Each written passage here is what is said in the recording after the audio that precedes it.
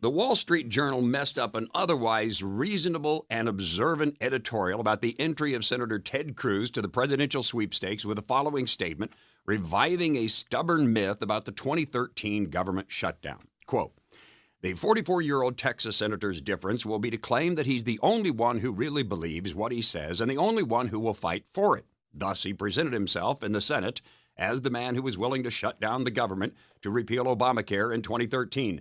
This had no chance of success and resulted in plunging GOP popularity. The Wall Street Journal thus kept intact the major media's perfect record so far of stubborn ignorance of very recent history in order to parrot a popular myth that is patently false, that the 2013 shutdown resulted in plunging GOP popularity. I hate to keep repeating what should be common knowledge by now, at least among political opinion writers, that following that so-called PR disaster for the Republicans in late 2013, less than a year later, they won back control of the United States Senate from the Democrats. They expanded their majority in the United States House to a level they hadn't enjoyed since the 1940s. They expanded governorships across the country. They expanded control of legislative bodies on the state level across the country. I suppose it's theoretically possible that Republicans might have won even more seats if they hadn't taken the blame for the 2013 government shutdown. That's a rather arrogant claim, don't you think?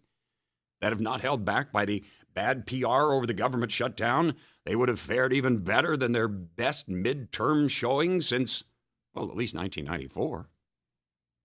Aside from a temporary dip in public opinion polls, which shouldn't account for anything, when immediately followed by election results like those, there's not one scintilla of evidence that the government shutdown in 2013 harmed either the party or even one individual Republican candidate.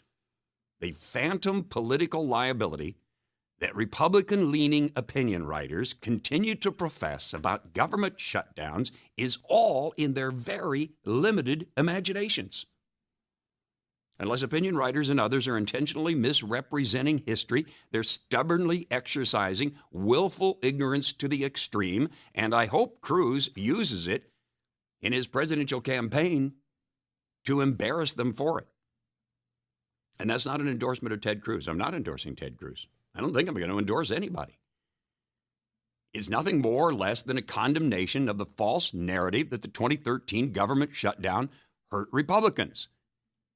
Neither am I suggesting that it helped them politically, but it certainly didn't hurt them in any meaningful way.